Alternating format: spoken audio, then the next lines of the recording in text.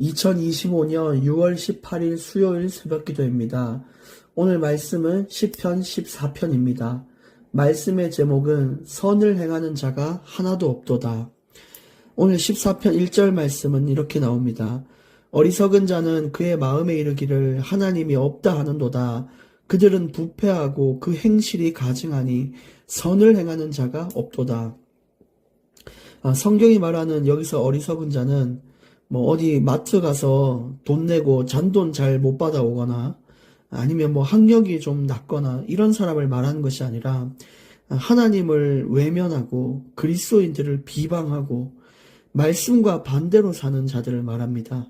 곧 그들에게 닥칠 심판을 모른 채 그저 이 땅에서 자신이 모은 돈, 이런 명예, 성공을 보며 기뻐하고 자신의 앞날을 전혀 알 수 없는 그런 자들이죠.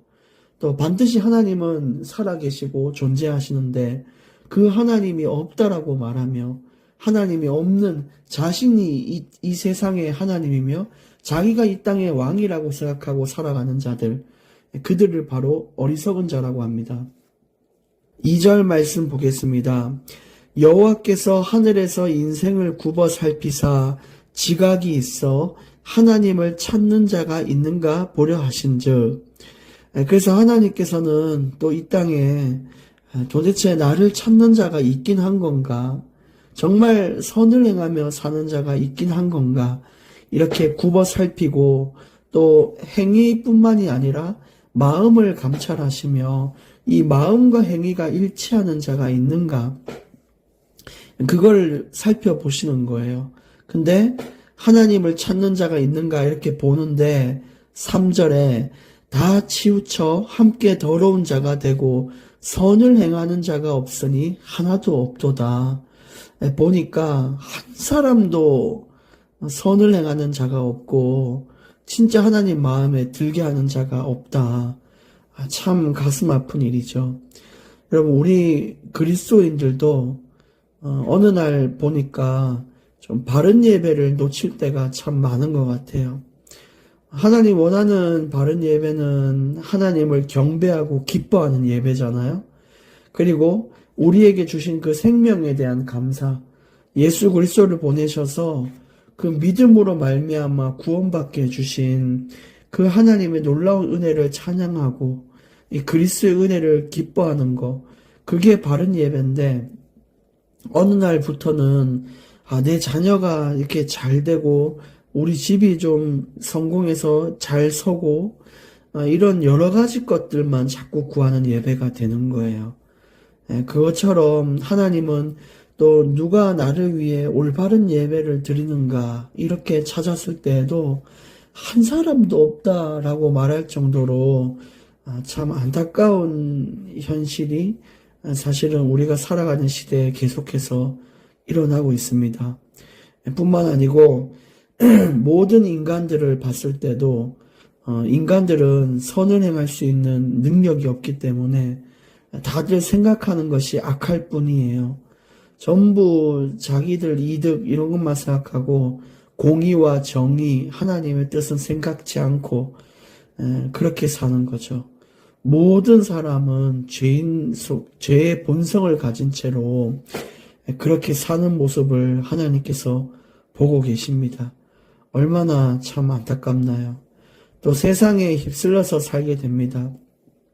특히 우리 기독교인들은, 이 하나님을 믿는 백성들은 교회에서는 또 경건하게 예배 드리고 이렇게 하지만 교회 문 닫고 문 밖으로 나가게 되면 이제 세상의 사람으로 바뀌면서 술을 쫓고 이성을 쫓고 또 성공과 명예를 쫓고 또 성경에서 서로 이웃을 사랑하라라는 말씀을 뒤로한 채 남을 비방하여 또 나의 자존감을 세우기도 하고, 참 이렇게 사는 모습을 보니까 하나님을 믿는 자도 믿지 않는 자도 하나님이 볼 때 흡족한 자가 하나도 없도다라고 말할 만큼 참 안타까운 시대를 살고 있습니다.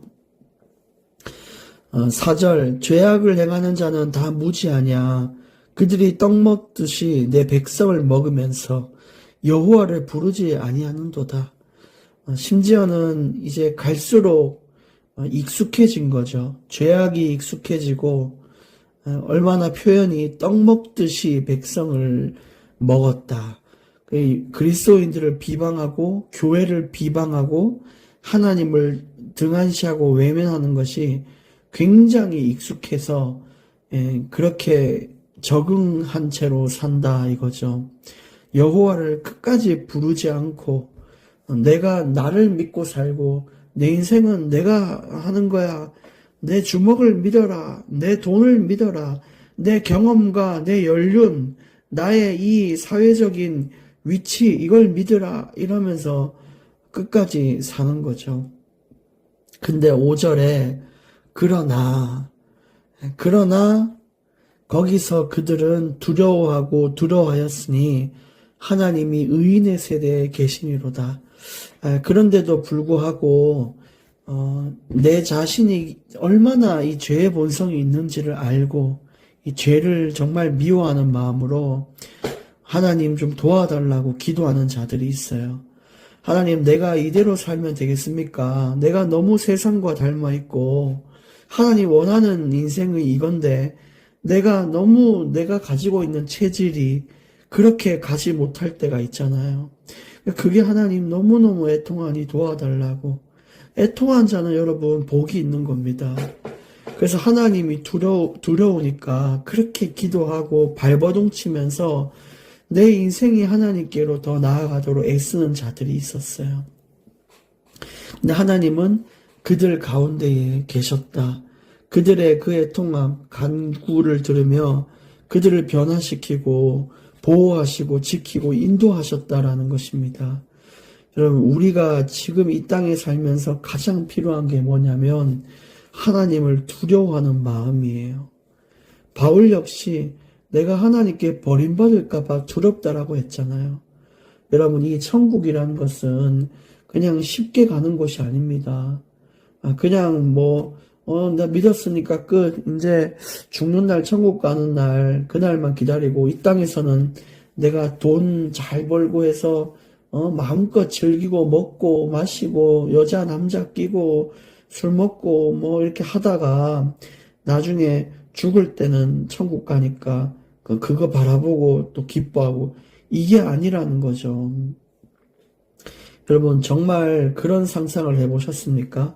우리가 하나님 잘 믿고 있다 생각하고 우리가 마땅히 하나님의 자녀다라고 생각하고 죽었는데 하나님이 네 누구냐라고 물어본다면 천국 앞에서 문을 열어주지 않고 네 누군데? 라고 한다면 얼마나 절망스럽습니까? 그때는 돌이키지도 못하고 영원 형벌을 받게 되는 것입니다.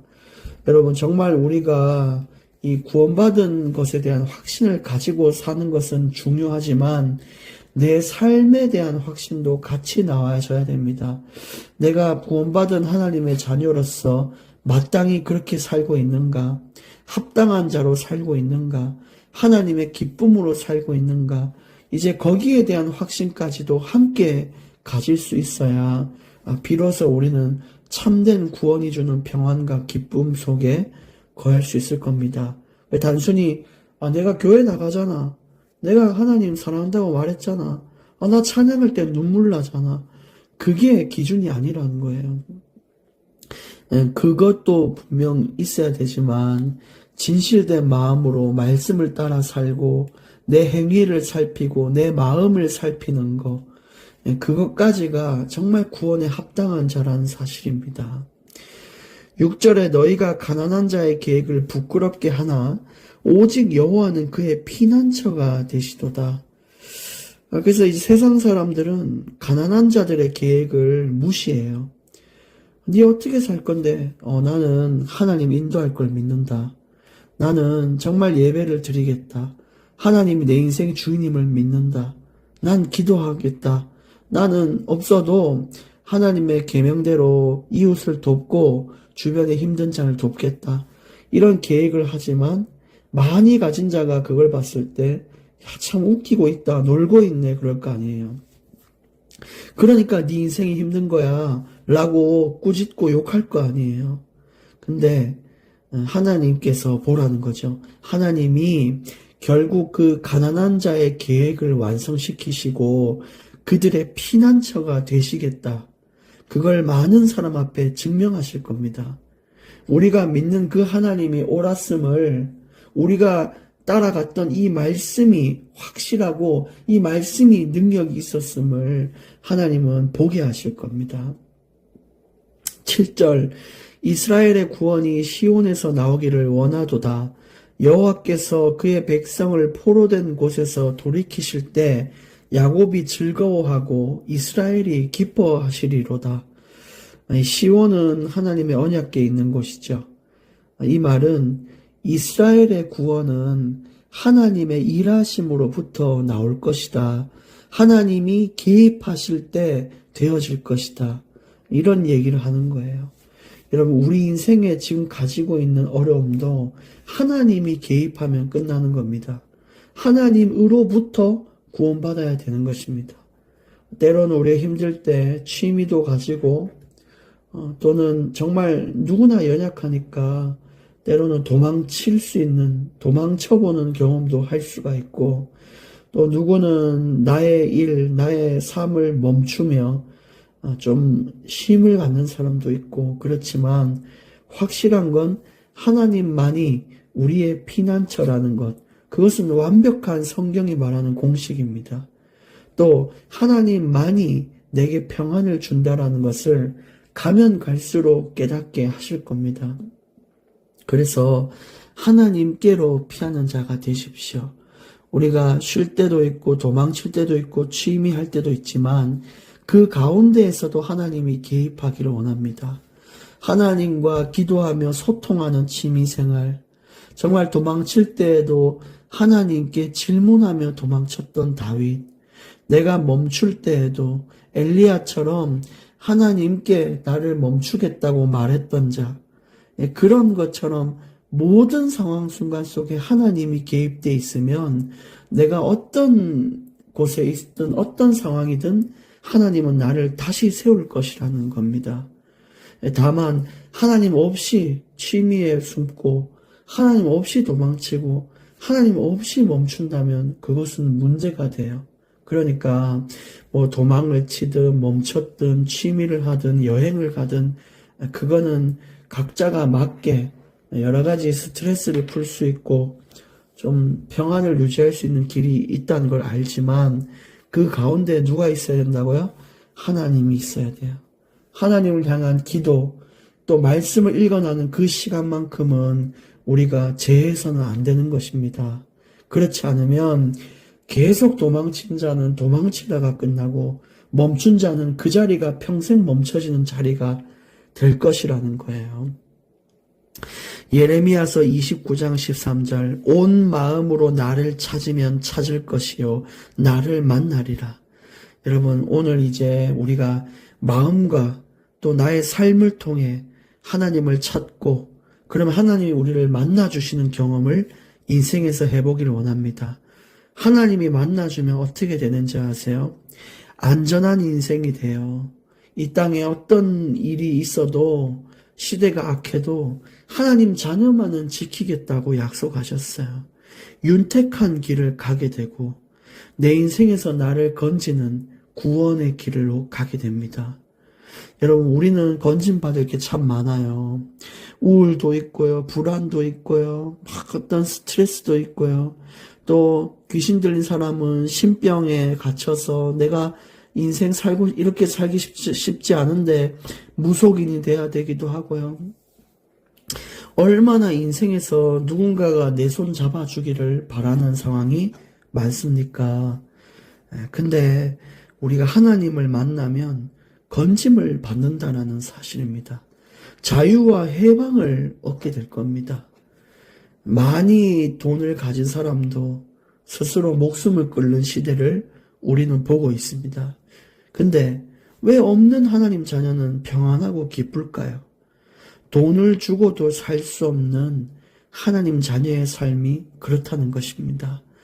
여러분은 억만장자를 줘도 바꾸기 어려운 그런 하나님의 사람들입니다. 그러니까 앞으로 우리가 해야 될 것은 진짜 하나님을 두려워하는 마음으로 믿음과 행함의 일치를 가져가야 돼요.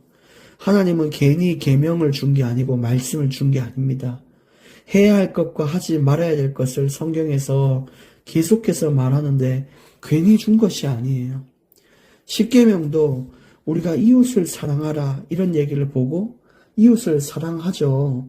근데 하나님을 믿지 않는 자도 이웃을 사랑하는 사람들이 많아요.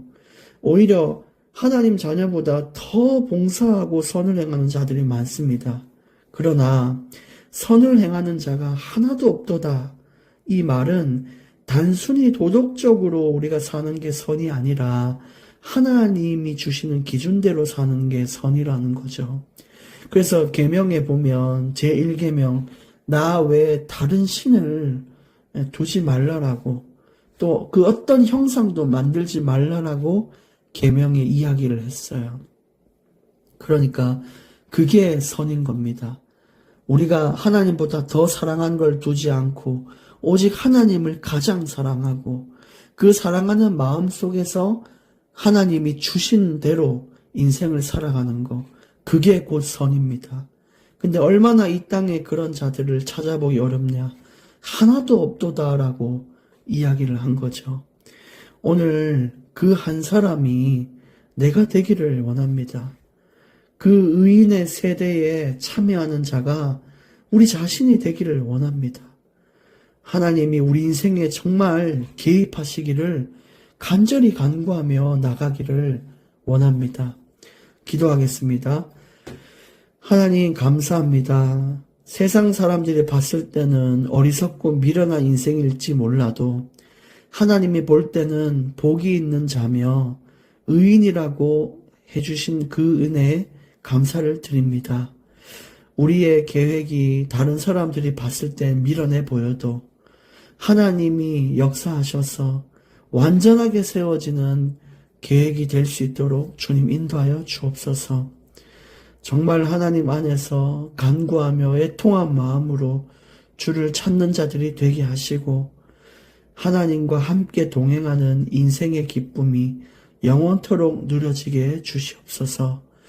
우리 인생을 구원해 주신 예수 그리스도의 이름으로 기도드립니다. 아멘.